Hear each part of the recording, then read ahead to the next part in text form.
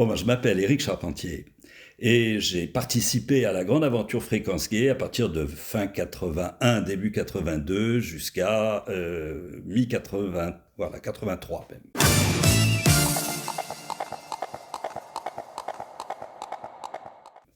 Ça a été très court, mais très intense et passionnant.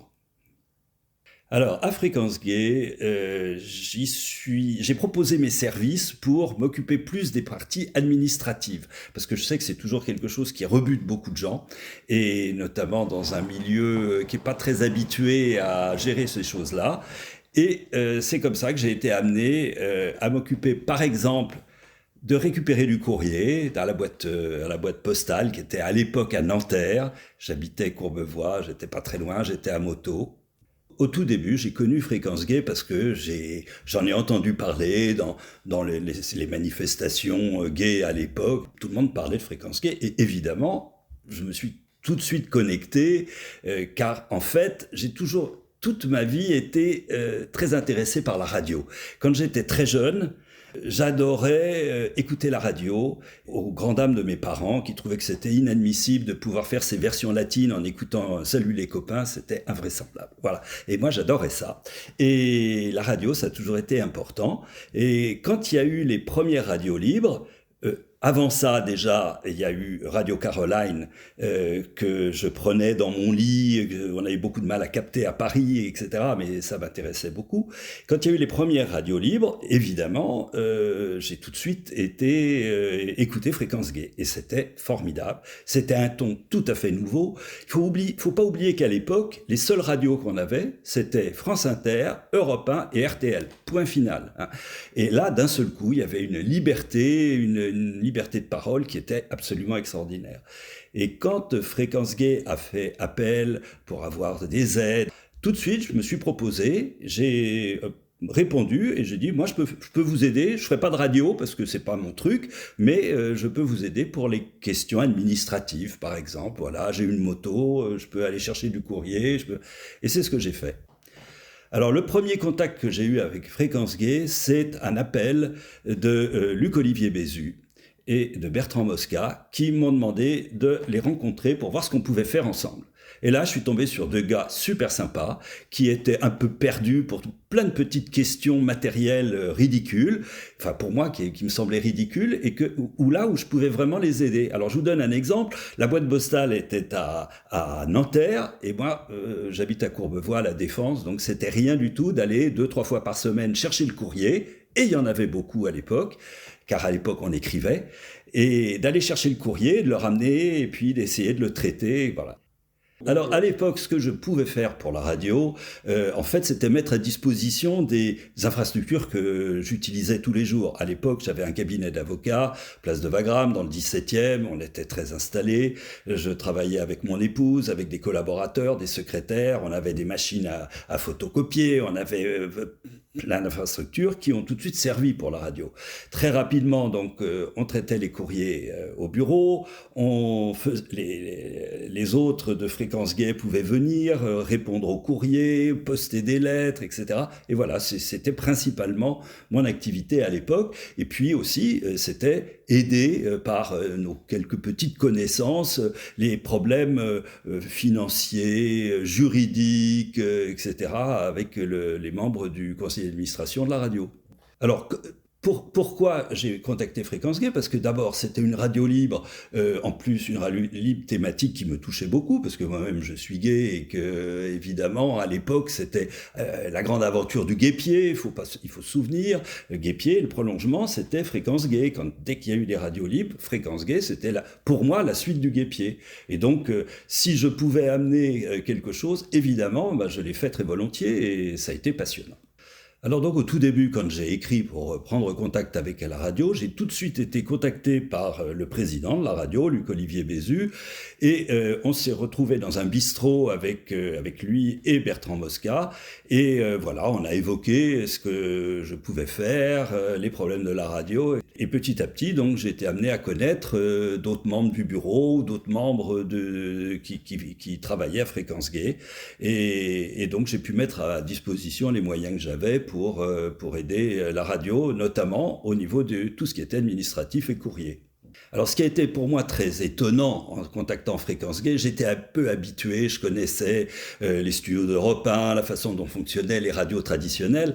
Et là, quand on arrive à la radio, la première fois où je suis allé dans les studios, dans une tour improbable dans le 15e, je crois, mais c'est de voir les bouts de ficelle avec lesquels était fait la radio. C'est-à-dire que vraiment, c'était très, très succinct, c'était très bizarre. Il fallait surtout se taire dans tout le petit studio parce que sinon on entendait tout. Enfin, c'était vraiment des bouts de ficelle pour moi. Et c'est ça qui m'a le plus surpris, c'est qu'avec très peu de moyens, on arrivait à faire une radio qui allait être une des premières radios écoutées en Île-de-France. À l'époque, j'ai participé à une ou deux émissions, parce que j'ai toujours fait beaucoup de motos, par exemple. Et à l'époque, il y avait une émission qui s'appelait, je crois, Roue Libre, fait par Jean-Michel Maillet et Pascal Franck à la radio.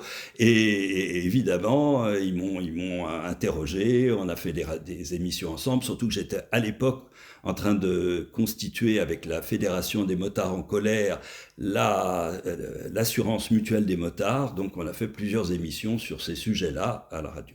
Très rapidement, j'ai connu Jean-Michel et Pascal parce que ils étaient motards et puis ils faisaient des trucs formidables parce qu'ils avaient cette émission de radio sur la moto, roue libre, mais en plus, ils étaient les reporters express de Coquet dans une émission de petites annonces et ça, c'était absolument, pour moi, irrésistible. C'était quand même très nouveau dans la radio où les gars cherchaient faisaient des petites annonces de cul, hein, on peut le dire, et les garçons se décrivaient, et alors je mesure 1m80, je pèse 65 kg, je suis brun aux yeux bleus, et l'éternelle question c'était quelle longueur? Et là, quand le gars disait 22, oh, attention, Michel Coquet disait, bon, je t'envoie les reporters express pour aller vérifier si c'est ça. Et là, notre Jean-Michel et Pascal prenaient leur moto et allaient vérifier. C'était complètement désopilant. C'était un ton qu'on n'avait jamais entendu à la radio avant.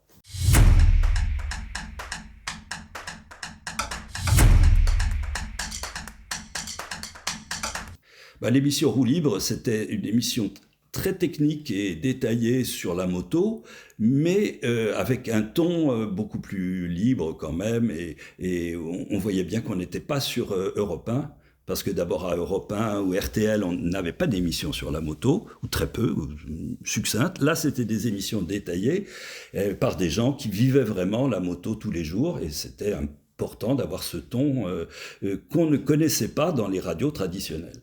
Notre travail à Fréquence Gay, c'était donc d'essayer de s'occuper des parties administratives, mais pas directement, c'est-à-dire qu'on mettait à disposition nos locaux, place de Wagram, où les garçons de Fréquence Gay venaient régulièrement, se retrouvaient là à plusieurs, quelquefois, venaient presque tous les jours, il y avait du monde qui venait, qui amenait du courrier, qui répondait, qui préparait des lettres à envoyer, etc.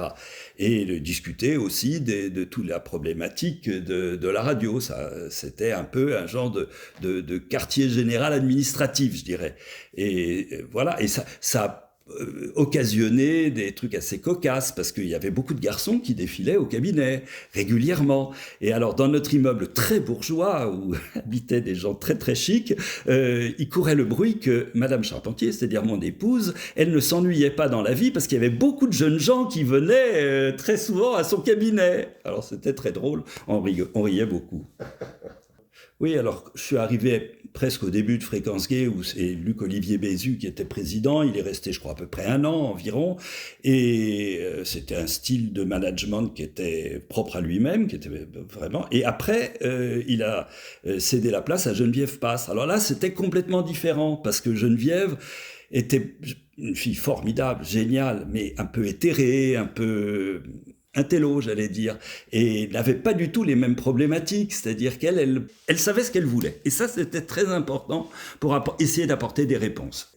Alors, Geneviève, par exemple, avait des problèmes, convoquer une assemblée générale, avoir un compte-rendu de conseil d'administration. Ça, c'est des trucs qui étaient, nous, des monnaies courantes chez nous, puisqu'on était conseiller en droit des sociétés, qu'on s'occupait. Donc ça, c'était très facile pour nous d'apporter notre savoir-faire et d'essayer de l'aider pour ça, parce que pour elle, c'était fumeux pour elle, ces trucs-là. Et donc, il fallait la recadrer, lui dire non, c'est pas tout à fait comme ça que ça se passe.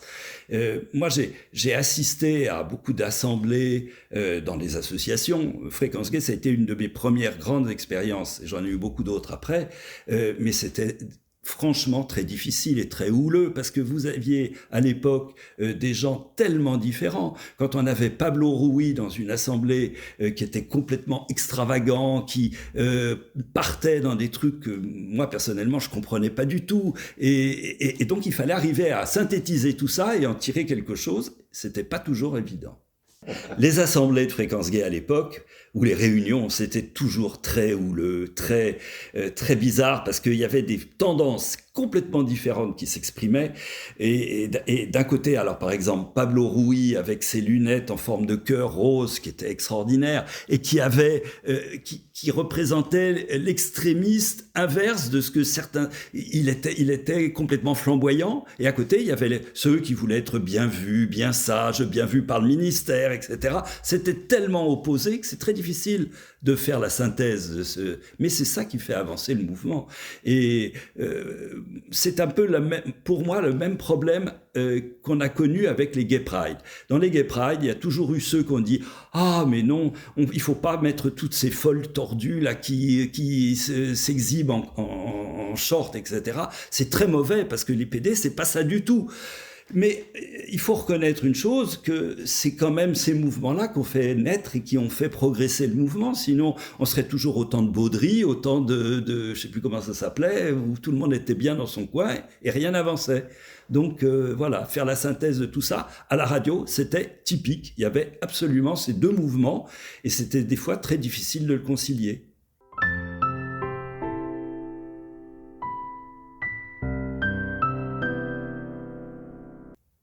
Après, dans la radio, le gros problème aussi, c'était un problème éternel, le problème de l'argent. Et ça, là, nous, on a été amenés beaucoup à y participer, parce qu'il n'y avait jamais assez d'argent. Il fallait toujours en trouver. Dès qu'il n'y avait plus d'argent, on décidait de faire une fête. Alors, on faisait une fête de Fréquence Gay. Alors, les fêtes de Fréquence Gay, ça nous permettait de récupérer les fonds nécessaires au fonctionnement. Et ce qui m'a complètement sidéré, et c'est là où on voit la force d'une radio et d'un mouvement comme ça, c'est-à-dire qu'on faisait quelques annonces 8 ou 10 jours avant, tel jour au cirque d'hiver, fête de Fréquence Gay, et là, le jour voulu, il y avait 5000 personnes, 3000 personnes qui arrivaient pour payer et qui se retrouvaient ravis d'être tous ensemble, et c'est surtout des gens qu'on ne connaissait pas et pour la plupart qu'on ne voyait pas dans les lieux gays habituels. Et ça, moi, ça m'a beaucoup marqué. Je me souviens notamment un jour d'une femme que j'estimais vieille à l'époque, elle devait avoir 60 ans, oui, et qui nous dit « Mais c'est incroyable, tous ces gens qui sont là, ils sont gays !» Mais elle se croyait toute seule. Elle me dit, mais moi j'ai toujours considéré que j'étais seule dans mon coin. Et là, je vois tous ces gens qui sont comme moi. Mais c'est incroyable. Et ça, c'était vraiment formidable de côtoyer ça. Non, les fêtes, ça a été formidable et extraordinaire parce que on montait ça en quelques jours. On arrivait à préparer le cirque d'hiver, à nettoyer, à enlever les cages au lion et les odeurs de purin. Et on arrivait à faire rentrer tous ces gens, à récupérer l'argent, parce que moi j'étais plutôt à la partie administrative, donc on arrivait à récupérer les fonds nécessaires, à aussi gérer l'argent qui rentrait, parce qu'à l'époque il n'y avait pas de carte bleue, il n'y avait pas tout ça, les gens payaient en liquide. Comme on ne voulait pas laisser l'argent au cirque d'hiver au fur et à mesure, on essayait de l'emmener chez un copain qui habitait à côté. Et ce copain, un jour, emmène l'argent chez lui, le cache dans le tiroir du réfrigérateur pour être sûr qu'on ne lui prenne pas, revient au cirque d'hiver. Et on finit la soirée, et là, il a perdu ses clés. Impossible de rentrer chez lui. Et donc, mon Laurent finit la soirée chez nous à la maison, pour dormir par terre sur un matelas avec le solde de l'argent qu'il avait caché sous le matelas pour être sûr que personne ne viendrait lui prendre. Et bon, il a retrouvé ses clés le lendemain, il a pu récupérer toute la recette de la soirée et ça a permis à la radio de continuer à fonctionner pendant 1 mois ou 2 parce qu'il fallait vite refaire une autre fête pour faire rentrer de l'argent. Très rapidement, on a eu des problèmes techniques avec la radio, car devant l'explosion des radios libres, le gouvernement a essayé de faire un peu le ménage et d'y voir un peu plus clair. Et ils ont demandé à ce que les radios aient des dérogations. Alors là, ça a été le début de difficultés pour nous, la radio, parce qu'il fallait déposer une demande de dérogation. Il y a eu tellement de demandes qu'on nous a dit il faut vous marier entre vous, il faut trouver des rapprochements parce qu'on ne peut pas donner des dérogations à ces centaines de radios qui veulent émettre de tous les côtés. Alors là, gros problème, on se marie avec qui ? Alors, vous imaginez Fréquence Gay mariée avec Radio Notre-Dame, ça aurait été très amusant, mais non, peut-être pas très, très évident. Et donc, on a essayé, il y a eu des rapprochements avec plusieurs radios qui n'ont jamais abouti et tout. Et à un moment donné, j'ai eu une idée un peu saugrenue. Je me suis dit, mais dans le fond, on va créer, c'est très simple de créer une association. Ça se fait en 5 minutes. Moi, je faisais ça tous les jours avec des sociétés, je pouvais le faire avec une association.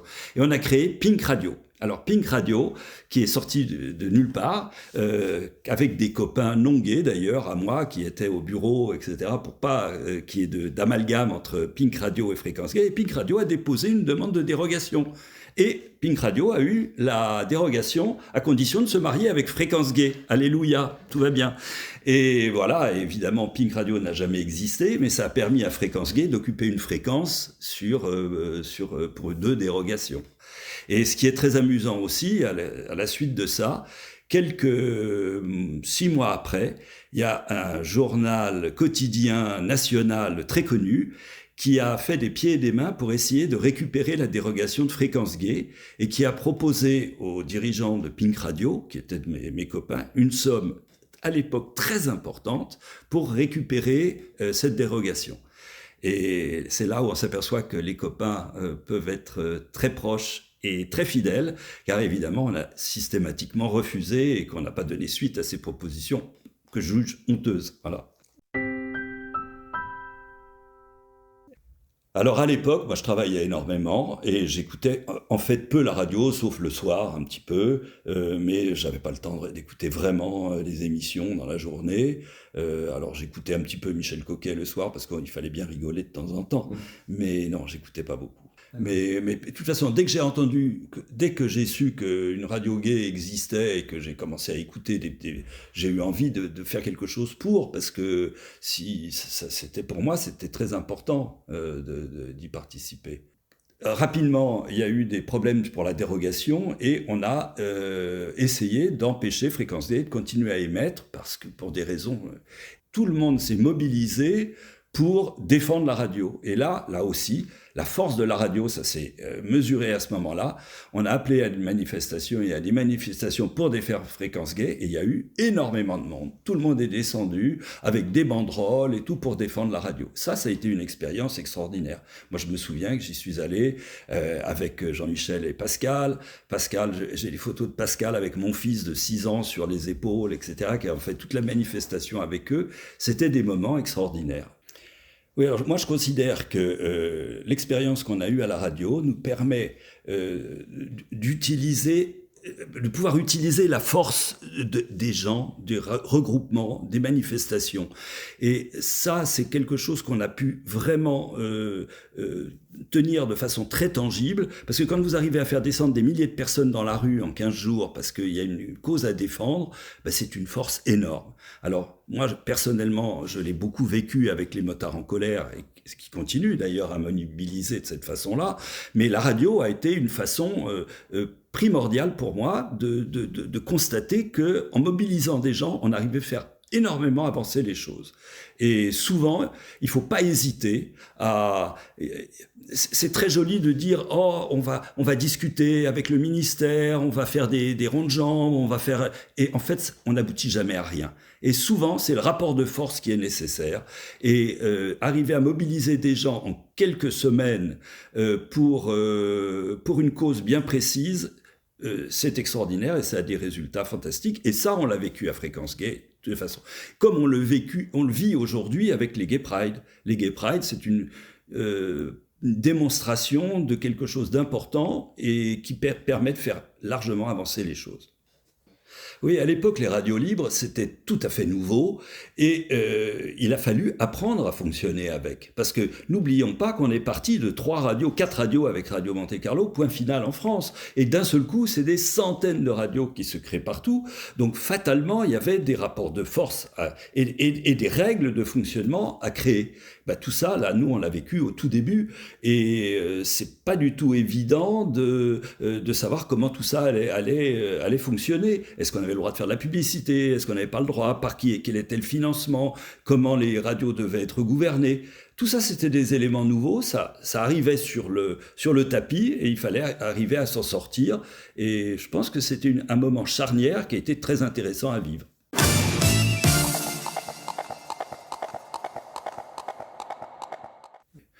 Fréquence Gay a été une porte ouverte sur la visibilité du mouvement gay de façon extraordinaire. Quand on pense que cette radio allait devenir, je crois, la 5e radio la plus écoutée en Île-de-France, partout on pouvait entendre Fréquence Gay. Et il y avait des milliers de gens qui pouvaient d'un seul coup écouter des gays qui se revendiquaient gays et qui en parlaient du matin au soir, toute la journée, dans des domaines complètement différents, dans la musique classique, la musique très à l'avant-garde, dans les lettres, dans tout. Et ça c'est une porte ouverte extraordinaire. Beaucoup plus puissant, je trouve, que même un journal. Un journal Guépier, à l'époque, était très lu, mais dans un milieu très restreint, malgré tout. Après, il y a eu Samouraï, Tétu, etc. Mais ça concernait toujours un milieu relativement restreint. Alors qu'une radio, je suis désolé, n'importe qui peut l'écouter, n'importe qui peut tomber dessus, volontairement ou pas, et ça a un impact, à mon avis, encore beaucoup plus grand, ou complémentaire en tout cas.